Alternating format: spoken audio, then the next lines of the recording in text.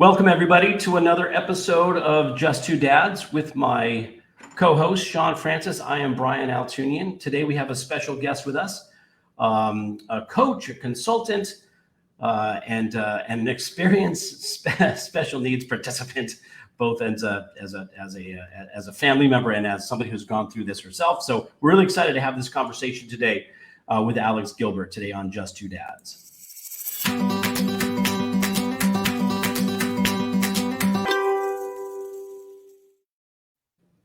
All right. Good afternoon. Welcome. By the way, this is a special episode of Just Two Dads. I'm so happy we're a new time. So if you're joining us, there's Joe. Hello, Joe. You're just joining us on our new time. Thank you. We decided to kick off our second year of Just Two Dads. Today is episode number 52. So it's kind of an exciting time for Shawn and I and all of our guests and our fans and our supporters who have been through us for the last year. About a year ago, Shawn and I started the podcast without any knowledge of even how a podcast worked. And our first couple of episodes were not great. Honestly. Yeah, I think at one time we couldn't get our guest actually on camera. So we were doing the interview and I was talking on my phone to the guest. That's how horrible it was the first couple episodes. So anybody who's been here since the beginning, thanks for hanging with us. And now these days we are on Facebook Live, and later this episode will be posted on our YouTube channel, our We Are Just Two Dads YouTube channel. We're also on all podcast outlets, wherever you can listen to podcasts, Apple and Google and Spotify and iHeartRadio. Down in the U.S. Virgin Islands on WSTX AM radio. To all of our family and friends down in the Virgin Islands, hello again and welcome. And launching here shortly on Empower Media channel on Roku. So that information will be put out there shortly. So we're going to be all over the place. And the great thing about it is that this podcast was designed for Shawn and I to highlight and spotlight those warriors. We call the warriors who service the special needs community in some capacity. Shawn and I, in our professional business and financial services, we cater to the special needs community, specifically to help families with their financial situation, get to financial freedom. And we encountered so many amazing people doing amazing work, yet they seemed to be in like silos. They were separate from each other. And so we thought, why don't we just get together and have the conversations that we normally have and just have them with our guests and have them with our friends and let everybody see the great work that they're doing. And so my oldest daughter, Jo, who's often on here as a commenter, grew up with learning disabilities and some challenges, and now is a 25-year-old young adult living in upstate New York. And so I'm always proud of the progress that she's made. And I know that she gets a lot of value out of watching this. And Shawn's son, Elijah, who's 15, who's on the autism spectrum. That was a bonding thing that Shawn and I had in the work that we do. We thought, let's have this conversation. We're just two dads. By the way, there are not many dads who are jumping into the conversation surrounding special needs, and we wanted to make this a special opportunity to be vulnerable and to be honest and authentic, and that's what we do here. And so today, our guest Alex Gilbert is going to be an amazing story. I'm so excited for you all to hear what she has to say, how she contributes, the impact that she makes on our community. And I'm very excited to hear what she has to say and engage in that conversation. Before we get to Alex, I just want to say hello to my partner, my cohort, my partner in Thrive, Mr. Shawn Francis. How are you today, my friend? Grateful and blessed. I'm going to keep it as short as possible. Hello to everyone. And as you talked about the challenges that we've had, I'm so grateful for everyone that has stuck with us and the new friends that we've made along the way. And the newest of friends happens to be our guest today, who is Alex Gilbert. Alex, welcome to the show. Thank you so much for having me. And can I be the first to congratulate you on 52 episodes, a whole year? This has been a crazy year and a half. And I just want to say congrats. That's an amazing accomplishment. Thank you. Thank you so much. Thank you. That means a lot to us. As we always get started, we believe that those of us, especially those of us who don't see ourselves as such, happen to be heroes. And every hero has an origin in terms of your parents and how you were raised and where you come from. But those are the things that actually give us our powers too. So I'd like for you to start with that. Tell us a little bit about yourself, your origin, how you were raised, where you're from, what led you to where you are today, all the way through diagnoses, challenges, and all of the above. Oh, wow. Okay. That's a lot. And I have a whole lot to share. So I'm really excited to be here. So my story, I would really say, starts from the time I was about 8 years old. I'm from Long Island, New York, and I had been really struggling to read, and I was memorizing everything. And my mom was packing me for camp, and she's like, "Do you want to pack some books?" And I said, "Why? I can't read." I was going into third grade, and she's like, "I knew she didn't like to read. I didn't know she felt like she couldn't." And we had gone to our school district, who said there was nothing wrong with me and that they weren't going to give me any kind of testing. So I'm really privileged the fact that my parents could financially support getting outside testing, and found out that I had dyslexia, ADHD, a number of other learning disabilities. But again, the school district wouldn't support me in any way, shape, or form. So we actually had to move. Let me ask you this really quick, just because, as a reference, because we know how things not only have changed but continue to. Yeah. What year, what time frame are we talking about roughly when a school district would say, "No, we're not going to support"? 96. That's more recent than I expected. Just because but then again, you know what? It's not surprising. It's not surprising. We do have to fight for what our kids deserve. I'm sorry, continue. No, it's fine. I think what's also, Shawn, I think you and I had been talking about this in terms of my story, is I really think that my school district at the time was really changing. There was a lot of new families coming in, and it was becoming, there's a lot of families of color that were coming in, and the district was not funding a lot of things. And it was awful. It was really awful. And I've actually looked back at my school district that I was supposed to get diagnosed in versus where we moved, and nothing has changed.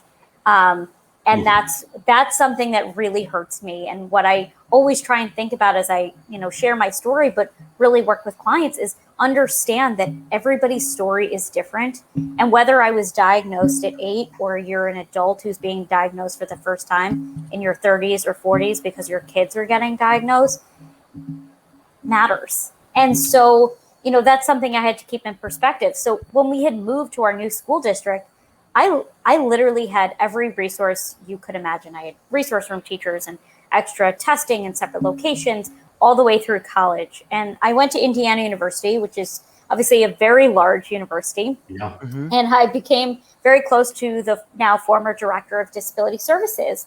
And when I was there, I really had actually figured out how to establish myself on such a large campus and navigate the whole system.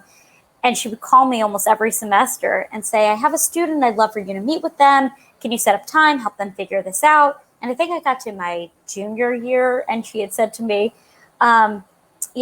she kept asking me over and over again. And I said, "Is there a reason you don't have a program that actually supports students and makes that connection?" She says, "We don't really have the time, the motivation, the money to do this." And I said, "Okay, can I be your time and your motivation?" Wow. And she was like, "Yeah, sure. When can you meet with this student?" And she kind of pushed it off to the side. But I showed up the next week with a PowerPoint presentation on how I was going to create the Peer Undergraduate Mentor Program, or PUMP, which was a mentor retention program for students with disabilities, so that they could be paired up with an upperclassmen and help them navigate this large university system. Wow. So it was an amazing, amazing program. I won a lot of awards from the university, from the city, and it's still a program that I believe is running today. And so I thought, if I knew how to advocate for myself, I knew how to put myself first, I had all of those skills and tools, that when I graduated, I was in the best possible scenario that I could be, except for I wasn't, because everything I had learned up until that point helped me navigate through school, through a university system. None of that applied to the workplace. And so I've been working in program and leadership development for pretty much the last decade. And I was laid off because of COVID, and I had stopped. And as I was starting to think about what I wanted to do next, I said, why am I jumping into this? My passion is to help other people who are like myself, who have a learning disability or ADHD, navigate this. Why can't I be that support system for them? And so capable consulting kind of started overnight. But you were, but where's the bridge? So that happened after COVID. So you created capable consulting after COVID, what were you doing? You were doing leadership development. I was doing leadership development for nonprofits. So basically, think about it in terms of trying to create leadership pipelines of strong, confident leaders. So I was running programs that would help people think through how they could communicate with their constituencies, how they can lead different groups in a whole bunch of different scenarios. But I was really doing it with the lens of someone who has a learning disability or ADHD, because everything I was explaining, I had to explain to somebody else, and then they were explaining something to someone else. So everything was about simplifying and creating strategic plans that were inclusive to everybody. I just didn't know that I was really doing it with any kind of a different lens than somebody else. Interesting. Wow. Okay. Wow. So that was a paid gig, and then you decided after COVID, and they started to rearrange how they were doing things, that you would then create capable consulting. And now, do you and your husband, do you have children? I don't. No. You do not. Okay. But good. I am So married. this is you're married, yeah. But this is your own experience. So a lot of the times we'll have guests on the phone who are parents of children, and because they get frustrated by what's not in the system or what they come up against, or like our last guest Sandy, our IEP coach, right? So frustrated that there was a gap, and as a care for their child, they turned that into a business. A lot of our guests are people who are parents or caregivers. This was your situation. This was, hey, if this happened, if I'm having these issues, other people are having these issues. So how can I help others? Is that pretty much? Yeah. I mean, that's pretty much why I did this, because when I was working, and I was working in New York City, I was working in a bunch of different office spaces. I was essentially looking for myself and wasn't finding it, because I wanted to find somebody who could not only understand my unique challenges of being dyslexic and having ADHD and being in an office space. I was looking for someone who could connect to me emotionally and say, I've been there. And it didn't have to be in exactly the same scenario. And I don't coach people thinking that their scenario is exactly like mine. I mean, I mentioned most of the people that I talk to are not even close to my situation, but that doesn't matter. I understand and empathize where they're struggling, and I can understand it on a different level. And I think that that's really why people have been drawn to me, because I get it. I live it every single day. Speaking of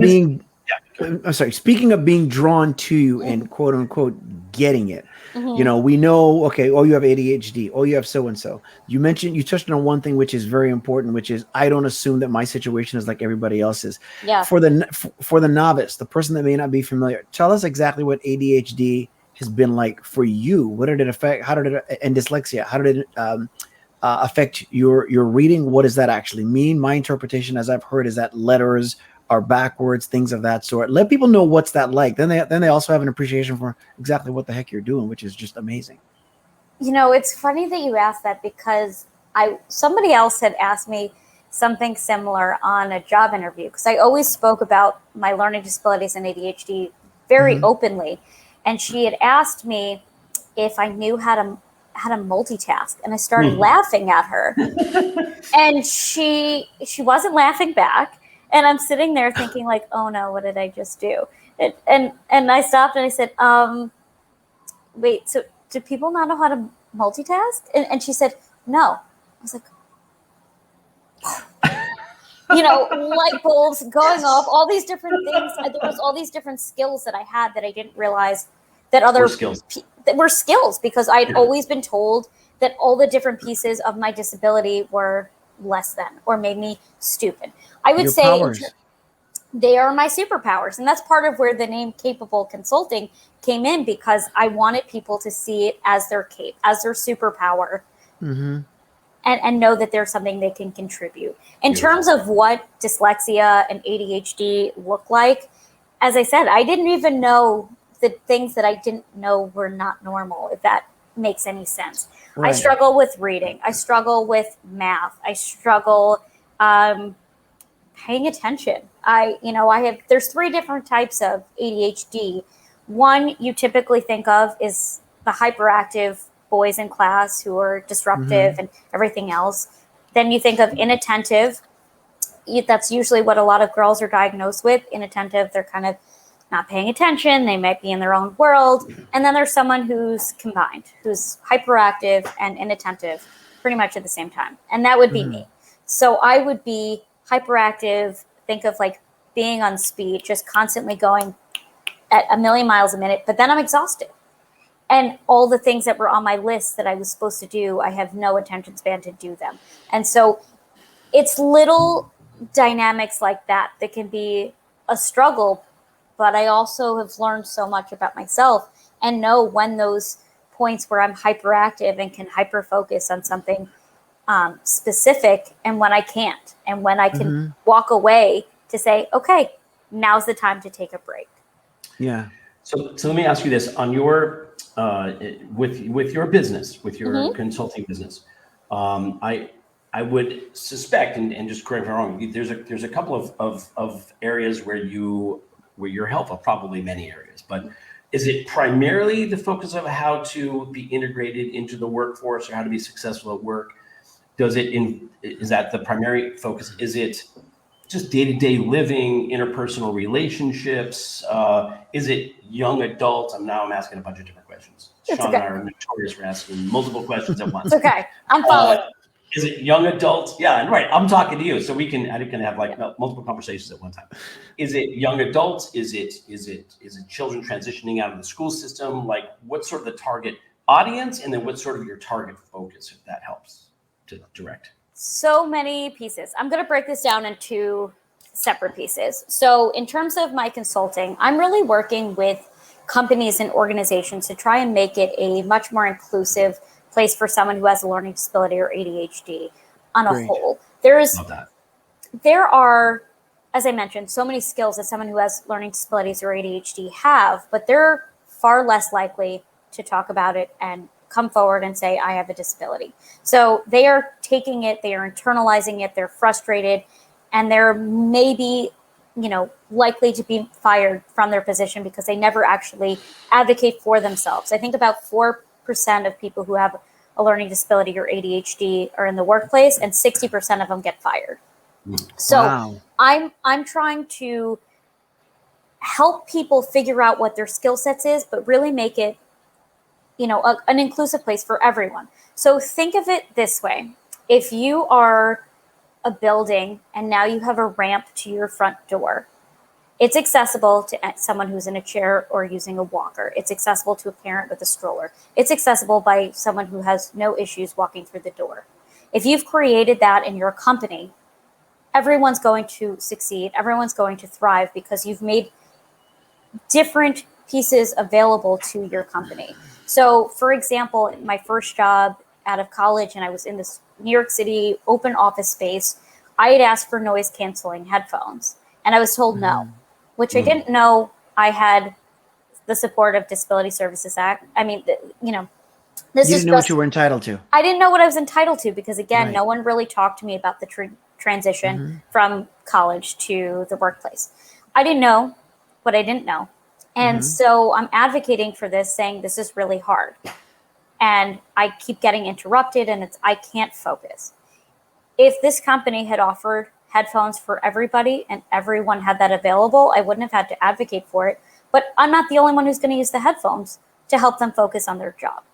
So that's one aspect. The other aspect is working with adults who have a learning disability or ADHD to help them embrace themselves, figure out what their strengths are and how they can apply it to all of the different roles that they're in so that they can feel successful and less burnt out at their job, because there's like a really high correlation between someone who has a learning disability and ADHD and suffers from mental health because they're internalizing it and not asking for help. Wow. Now you congratulated us on what, we've accomplished on a path that we're on, but how old is your company? How old is your enterprise technically? I started it in April. Wow. That's your infancy. I mean, what's amazing is that I've talked to folks who, when they talk about noise canceling headphones for children that struggle with ADHD, and then I've had adults put the headphones on and go, oh my God, maybe I've maybe I have ADHD because I can focus, and so it's interesting that you're saying, I think that that's brilliant. You go into an organization and the benefits, of something as simple as providing noise canceling headphones helps everybody. Like I loved your analogy of the ramp going up to the building. Everybody can benefit from that. Everyone benefits. Well, it helps the person that it's specifically intended for. Everybody benefits. So that's brilliant. That's brilliant. So we got to part of the answer to the question. So so you deal with companies to create an inclusive environment. And I know that you're only, 5-6 months old. So. Yeah. You got to start somewhere. Absolutely. No, I love it. So then tell us other areas that you intend to or are also supporting, because you're dealing with individuals on an individual basis, one-on-one coaching too. Yes. Yes. So the one-on-one coaching is really, I focus on what I call best practices versus best principles. And the reason I do this is you hear the term best practices all the time. But what people don't realize is best practices assumes everyone can do the exact same thing and end up with the same results. It doesn't work.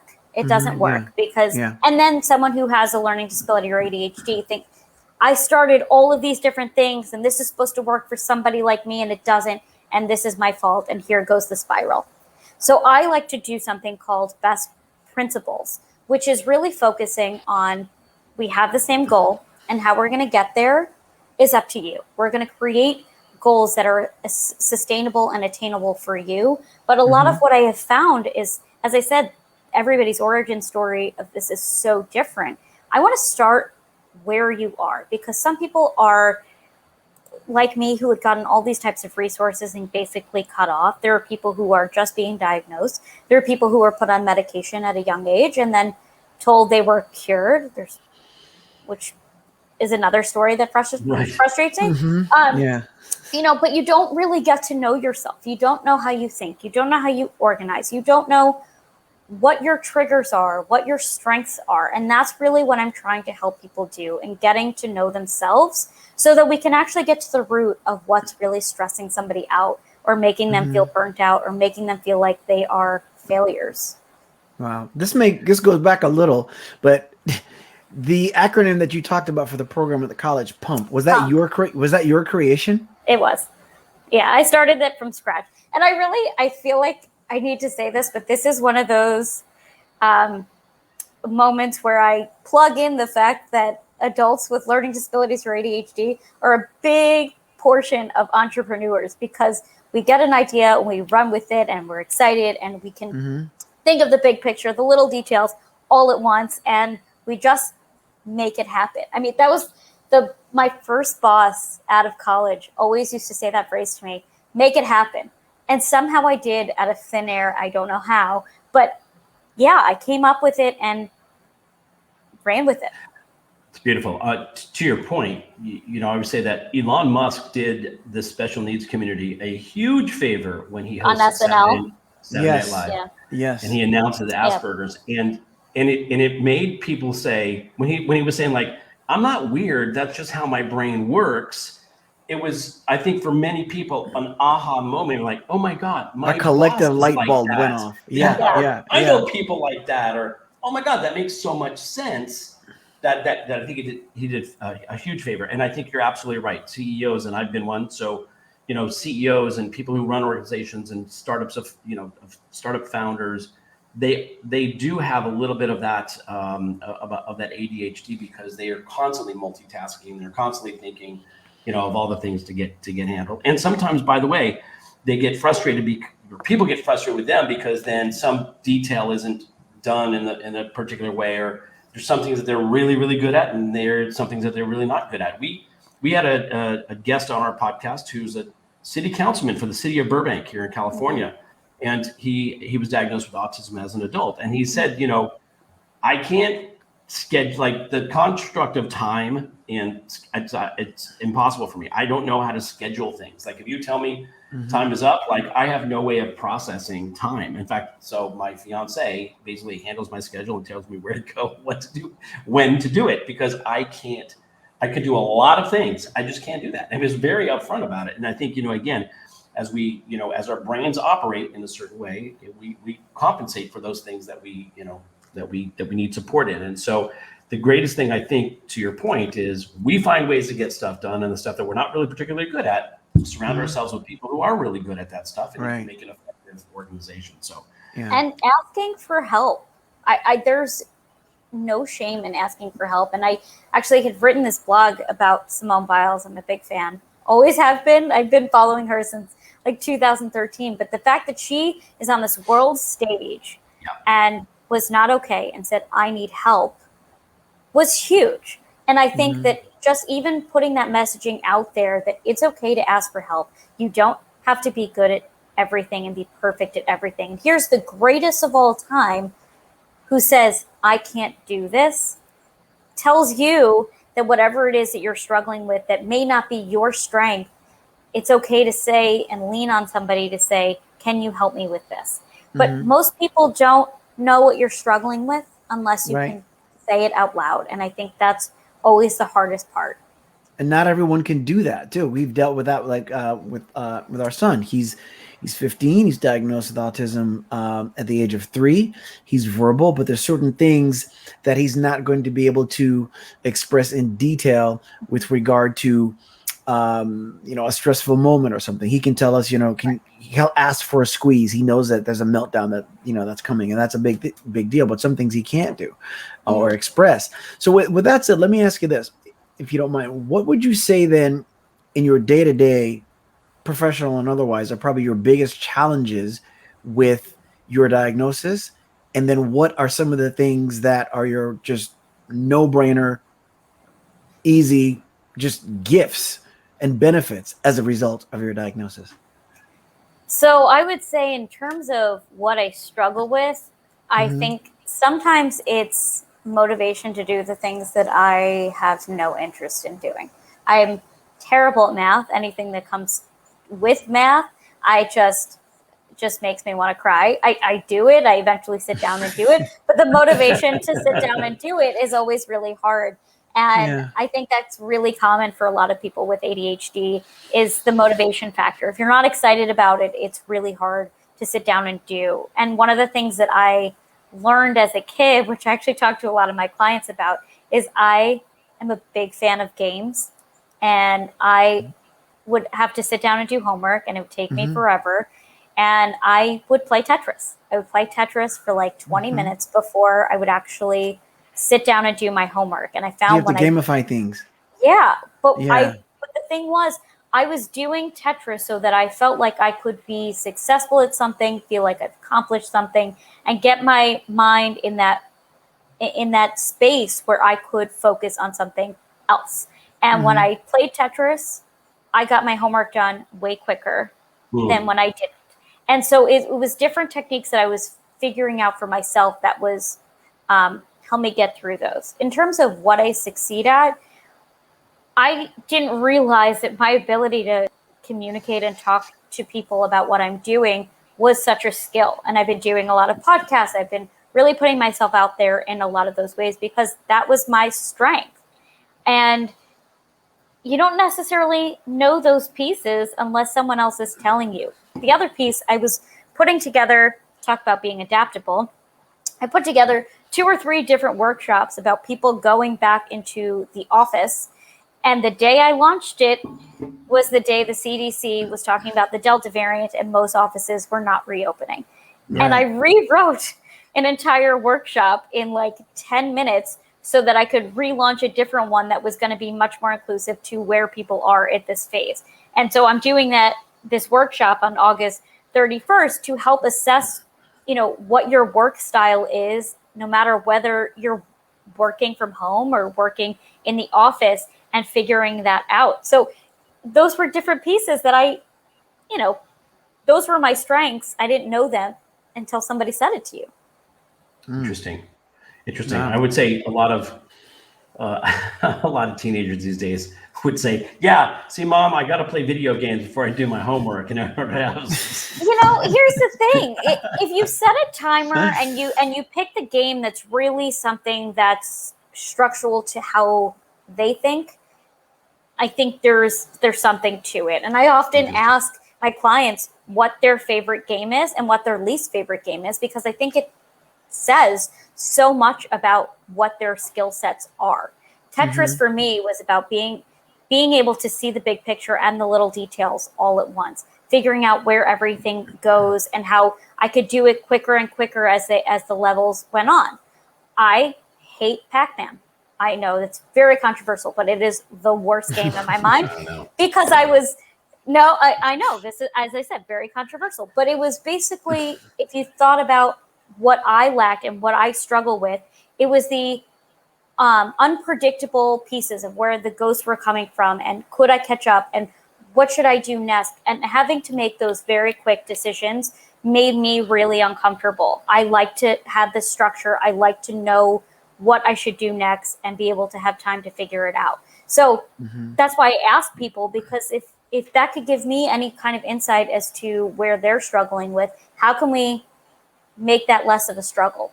There's so much value in asking someone that too, because you go back to, the comment you made about just doing what you do, not even realizing that it's a gift or a skill or a talent. And that's where there's so much value in just critical thinking about what we think about. When we just operate on autopilot, we don't even know what we do. That's why I've never really thought of this before, and it was never a conscious thought. But oftentimes anyone that knows me, if they see me give a compliment to someone, I will usually tell them, especially in a service-oriented environment. I had a great experience with my son's the teacher and the special ed staff yesterday, and I ended up telling them, I was like, you guys, you probably don't think that much of this because you're just doing your job and doing what you do and being who you are. But I want you to understand how much value there is in doing this the way you do it, and I would deeply appreciate it. I'm sure that most people don't tell you that. And so there's something to be said for us, just doing that. It makes for a better occupancy on the planet if we stop and think about what we think about, in terms of like how we think. And for you to be able to ask someone that, I'm sure it's very enlightening for them when they stop and they go, what do I like? Yeah. I think that's what's really been, if you're going to take a horrendous situation like COVID and working from home and all of the different dynamics that kind of threw into the puzzle, has been such a learning experience all the way around. I mean, when I think of how I was working before, the job that I had before COVID and that I was laid off from was the most stressful job I've ever had.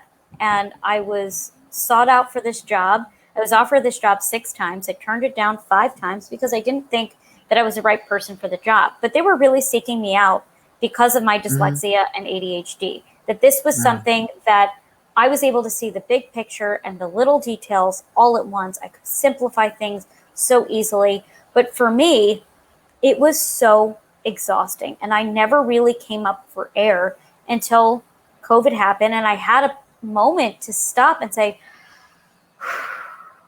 okay, what did you do? What did you accomplish? How did you feel? What were all of those different pieces? And I think that was so necessary. And I wish that I had had those moments after all of the different jobs and skills that I had, because you kind of just put your head down and just try and focus really, really hard on the task in front of you. And it's usually you're climbing uphill most of those times. You're not necessarily doing something that's natural and easy for you. I always talk about the fact that when my friends and family ask me how, my business is going, I said, have you ever had a job that was challenging but not hard? And they look at me and they're like, what do you mean? I said, every job I've ever had, I was overcompensating for. And I was really good at my job, but I was really burnt out because all of the different pieces took me 10 times longer than it does the average person. And right now what I'm doing is helping people figure themselves out. And I've never had an easier job in my life. That's interesting. You bring up an interesting point. One of the things that COVID has brought to the surface is if people are paying attention, this is of course, we talk about empathy all the time, but a person who normally had a job in an office setting, who now has to transition to a Zoom online, no interaction with other people, that they now are encountering a different way to process information, a different way that they find themselves productive, a different way to interact with other people. And if there's never been a better time than this, I can't think of it. But if there's ever been a better time, I can't think of it. But COVID created opportunity for people to be empathetic. That it's true. People process their world differently in an individual basis, and this presents new challenges for managers, for employees, for so many folks, for students, for teachers, you name it. This new world that we're in has created new challenges. I call it the Great Reset. People are rethinking whether or not they want to go back to an office and go to work. To your point, if you can find something that that lights you up and that you find to be not challenging and exciting. No, challenging, not hard. Very different. Challenging, but not hard. Challenging, but not hard. Yeah. Correct. But not difficult. Right. There's opportunity to create a whole new way of working, a whole new way of dealing with the world. I love that, because so many of the people that I've spoken to during the pandemic are people who didn't really talk to their supervisors about their needs. They kind of just wanted to fly under the radar and just take on, let's just say, put all of the things in their backpack and walk uphill and tell nobody how much pain they were in or how hard it was, because they didn't want to be seen as stupid or incapable or all of the things that would potentially get them fired for their job. They just took it on. And now everyone's taking that moment to reset. Whether you were doing it because you had a learning disability or ADHD, or you were doing it because you had kids at home, or you were doing it because you were taking care of a sick relative, or you're doing it because you had COVID yourself. There's so many scenarios that now open the door to open dialogue, and that's huge. And that's what I've been trying to talk to people about is everyone's advocating for themselves. Now figure out what it is that you need to advocate for that helps you feel successful and feels your best so that you can do the job at hand. You bring about, it's funny, I'm not a scientist, so I don't know this from a scientific standpoint, but I think that there's, if it's not chemistry, there's certain energy from people that stimulate your wheels and get them to turning, and yours have mine burning energy and smoke on the spot. And one of the things that you said, you made me just think of something that I knew and have known, that all of us have known, but have never communicated in the way that I'm about to. And you're the credit for this, which is that people talk about most people have a job and they don't like their job and they go to collect a check. But what you articulated got me to thinking that most people go to a job to hide. In other words, to hide and get a check. Most people, every now and then there's someone at a job that's like, let me be seen. Let me raise my hand. Let me step up. Let me help. Let me do this. Let me do that. That's not most people. So when you talk about people at a job, they don't let it be known, what their needs are, how they can be accommodated. They really go there to just, to hide, not to be found. And if they're not there to be found by others, then they definitely can't find themselves. And so for you to articulate also, again, that what you do is help people find themselves, that's tremendous. That's an industry within itself. People can find themselves spiritually. People can find themselves emotionally. People can find themselves, financially, because so often we think that what we earn is tied to who we are, when it is not true at all. So I can't think of enough ways to give you props for just shining that light right there. And you know what? That's kind of what our purpose should be here. When I say here, I don't mean just two dads. I don't mean, I'm talking about the planet on Earth. Yeah. Help people discover themselves and start by discovering who the heck you are, because most of us don't know.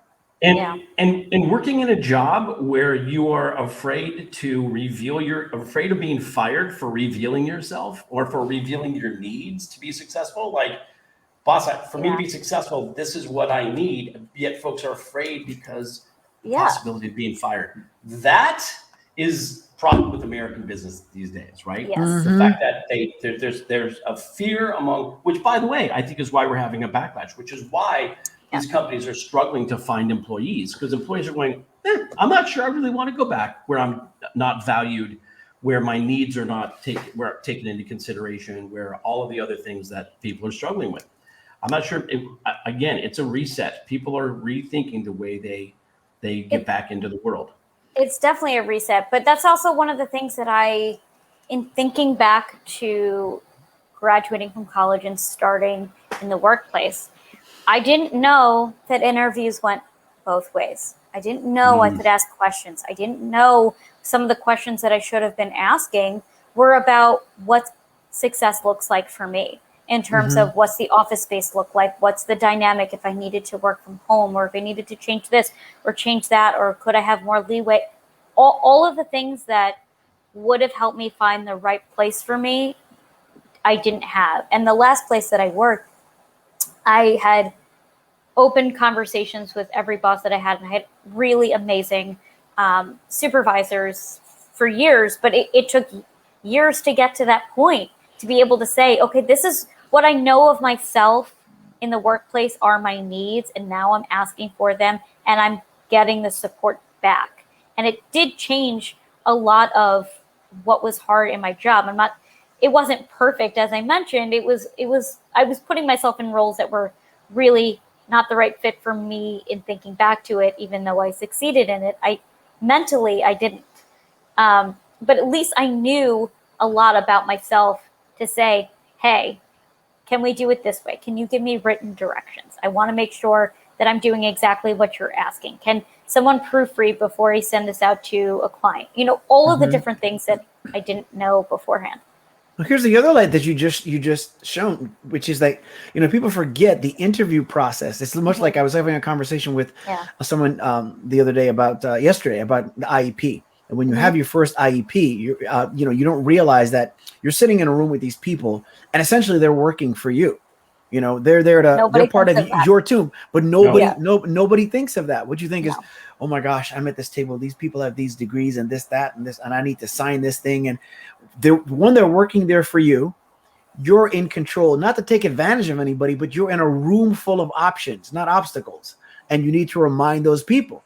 But then outside of that, when it comes to an interview for a job, you're not going there to be interviewed. It is an interview, an exchange of energy. But the person that is the prospective applicant usually figures, okay, they're going to interview me. Well, no, you're checking them out too, because, you're trying to enter into as close to a partnership as you possibly can. It's tremendous. I'm also thinking, as you were talking about the IEP meetings, I don't know if this is custom across the country in terms of IEP meetings, but I was in every IEP meeting from 4th grade on. My son has been in his with me, or with both of us. Yeah. And I watched my parents advocate for myself. And I would say starting for my 8th grade meeting on, my parents were no longer doing the talking. It was me, because I was watching all of the different things that they were talking about, and I knew what questions to ask for myself. And I think that is one of the greatest skills that we could ever do for kids or for adults. What a gift! What a gift! Is to learn and observe, but learn what your needs are and to say it and to be okay saying them. I mean, I'll give you this one story. This was kind of embarrassing, but I'm going to tell it anyway. I had this 8th grade science teacher who was so frustrating. I didn't understand any of what we were going over. I'd asked her a million questions. I was asking if I could stay for extra help. I was working with my resource room teacher, and she said, I'll be there after school, whatever. Every time I stayed after, she never showed up. I mean, we got to the test and I failed. And she gave me the test and she said, I'm really disappointed in you. And I gave it right back. And I said, actually, I'm disappointed in you. I said, I have been here every time you asked me to be here. I've asked you questions. I've gone over my resource room teacher, all of the different pieces. I've asked my resource room teacher to talk to you. I didn't fail. You failed me. And then I told her that I was really glad she was retiring because no one else had to deal with her. And yeah, not my best moment, but she saw my mom in the supermarket and said she'd never been talked to by anybody like this before. And my mom's like, I've never been more proud of my life. The fact that I was able to, look, it wasn't my best moment. There's some training wheels that I've obviously don't do anymore, but the idea that I was able to feel confident enough in my strengths and knew that I was doing what I needed to do, she changed my grade because we went over every piece after that, and I didn't fail at the end of the year. So now the end of that story is why I want to ask the question I was going to ask anyway, which is, what is embarrassing about that unless you're the teacher? Because, that's not your worst moment. Far from it, because what you did is, because it's bad enough if she didn't show up, but then be like, I'm disappointed in you. The embarrassing part was the fact that I told her that I was really glad she was retiring and that no one was going to have to deal with her. Yeah. But it's an honest statement. It's an honest statement. It's not the highest road, but it's not the nothing highest to be road. ashamed And about. that's more it's of the okay. embarrassment. But the fact that I was able to do that and feel confident in it, I think is what has given me the confidence in myself to be able to advocate for myself and use better language when I'm doing it. So but, funny. you have to understand that the person on the other side also needs to feel respected. And I was disrespecting her. She heard my message, but it probably wasn't the clearest way to do it. And that's what I was saying is in terms of embarrassment. But look, 14 years old, I'm figuring this out. 13 years old, I'm figuring this out. And now I'm helping other people find that voice within themselves. And I really want parents to help their kids figure out their needs for themselves, because in the end, past 18, they're going to have to do it themselves. Mm-hmm. Yeah. Absolutely. It was not a Tom Cruise, Jack Nicholson, explosion, but it's confrontational, but I love it. Like, I'm disappointed in you. No, I'm disappointed in you. Yeah. And, at some point, I've had this conversation, at some points, if all of the students continue to fail, the question is it on the students, or at that point, is it on the teacher? Right. And there's a responsibility that's shared, to some degree. But anyways, that's a great story. I do love that. I was going to just again ask you in the folks that you're encountering and again that you coach on the professional level, Mm-hmm. the spillover into personal life, how does that, do you end up spending any time sort of coaching they're on the personal side? Like, how do you, because I know that, and again, I can speak for my daughter Jordan, there are times that they're just sort of navigating daily activities and balancing a checkbook and handling the duties that can be difficult when you have learning disabilities. Adulting. Yeah. So does that fall under your purview as well, stuff that you do? 100%, because it's not like you can flip a switch and say, okay, no, right, I'm leaving work Alex at work and now I'm a different person. It's absolutely a spillover, because all of the different aspects of your life have spillover of as you mentioned, balancing a checkbook, paying bills, getting to all of the different meetings that you have that are outside of your work perspective. It's funny for me. I found before I was working for myself, I struggled more with work than I did my personal life.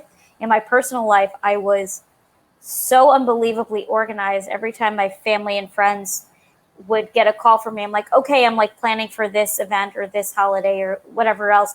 They would laugh at me. I'm like, of course. I could have a spreadsheet. It's even like my husband was planning his best friend's bachelor party, and he had a spreadsheet of exactly what he was doing and where he was going, flight information. I was like, I've taught you so well. Those different things were skills that I had outside of it. But the reason I was struggling in my workplace was because I couldn't organize and think in a way that made sense to me. And now, it was not transferring into a different light. So yes, it really does work in the sense of who you are outside of work. I do talk about a lot of those different skills. I mean, sleep plays a huge role into this. Relationships play a huge role in this, and how you communicate your needs in any way, shape, or form. I mean, this is unfortunately one of those diagnoses that you don't outgrow. You don't, doesn't go away. And how you manage it to feel your best is important regardless of what scenario you're in. Mm-hmm. Yeah, that's brilliant. We put your website up here, and it's in the chat as well. So capeableconsulting.com, which I love. We're getting close to our 10-minute mark. So this has been fascinating. I love this. I think I have gone through your website a bit, and I think that you have some amazing things. You've got some amazing blog posts, and we talked about this before we went live, that people can read your blog post, or they can click a button and actually hear you read the blog post so that they can take it in auditorily, which is so amazing. And I think that it would be worth it for people to go through your site a bit and find more about you. We're going to spend some time with you. Also, we want to talk to you after we end today, and talk to you about participating in our summit that we have coming up in September. Because the value that you bring to folks, I think there are a lot of people who just think like, I just have a hard time getting through my day, and I just don't know what it is. Once they realize, oh, wait a minute, this is part of my long-term journey here, and I just need some way to put it in structure in place and figure out how to be successful. So I think it's tremendously valuable, and I'm so grateful for having you here on this with us on our 52nd episode. Alex, so that our viewers know, and we can bridge the gap, who is your ideal client? I would say an adult who has a learning disability or ADHD, kind of works in the 9-to-5 type of job, is usually the person I see the most. I've also noticed that a lot of people that I work with are entrepreneurs or in creative fields.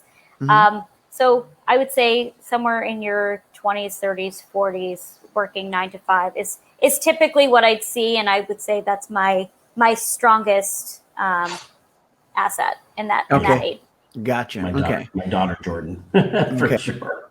With that said, I'm going to ask you, this is a question that we typically will ask our guests. The ability to make this world a better place than we found it is based in large part on our ability to evolve, change, and grow. And so what I will usually ask a guest is, give us an example of a thought, or more important, a belief that you held dear, practically maybe even governed your life, that you no longer feel true, that you now think otherwise about. We've discussed a lot of this throughout this podcast, and I think that this is a really important message for anybody who has a learning disability or ADHD. If you had asked me, and this is my personal journey, but I think that this, again, it echoes more broadly.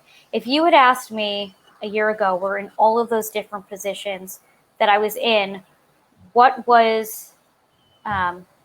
my needs? I would tell you I needed structure. I needed to know exactly what time I was starting my day, what time this meeting was, how I was going to end my day, and all of these different aspects. I thought that was the only way I knew how to work. And when I stopped and gave myself an opportunity to figure out my needs and figure out myself, really get to know myself, I realized I am terrible at structure when it comes to my workday. I don't have a single day that looks exactly the same, and I've never been more productive. And I think that belief that I needed something because somebody else told me that was what success looked like was really my downfall. And I really encourage any of my clients to get to know themselves. What's your high point in the day? What's your low point in the day? Where do you need the structure? Where do you not need the structure? Where can you fit you into this puzzle of your day so that you feel your best? I've never felt better. I've never felt more productive. I've never felt more successful than I do now, because I've allowed myself to sit down and do the work when I want to and need to. And that's huge. That's tremendous. That, I think the theme for today, which we hadn't intended it to be, is about getting to know ourselves. Yeah. That's fantastic. That's actually what my package is called for my first clients, is getting to know you. Interesting. I love that. Fantastic. Yeah. Well, and as we wrap this episode, Alex, I really want to thank you for taking the time and sharing with us your journey and what you've done and where you're going. And you, to me, it seems like you've got a very clear vision and something that's going to be expansive as you take on Thank all the you. other things that adults with learning disabilities, the challenges that they deal with on a daily basis. And by the way, as Shawn and I talk about this all the time, there's a lot of things that we talk about here on this podcast that, while specific to folks who are dealing with some disability, whether it's cognitive or physical disability, it really has an impact on the whole world. Again, it's the ramp analogy that you so brilliantly used. It's, you put the ramp up for one person and everybody can utilize it and benefit from it. So what you're talking about and getting to know yourself, I think benefits everybody. So thank you. So thank you. And thank everybody for participating in the comments that we got today. And for, by the way, most of the comments were like so many gold nuggets, knowing is in the doing. And so this is more of a cheerful, as opposed to like, hey, what about this, right? These are all great comments. Everybody needs a cheerleader. Exactly. Totally agree. So thank you everybody for catching us on Facebook Live. And if you're watching us on a YouTube channel, please subscribe, share with your friends. If there's something that strikes a nerve and you think that you want to send it on, please send it on to people, let them hear the conversation. We usually just give the space for our guests to share with what they're doing.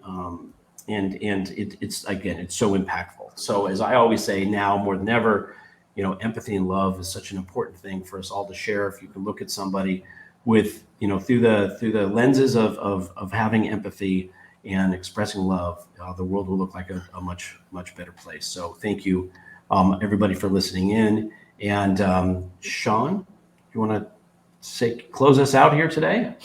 I will do that. Alex, I want to thank you again for your time. You just added so much tremendous value here today. we put our email address in the chat as well. If anybody wants to reach out to us, especially if you have maybe an idea of a topic that's dear to you or something that you think people would be able to relate to, we're here as hosts, but it's not our show. It's yours. Yours as the viewer, and those that are the guests. And we're here to shine a light on others.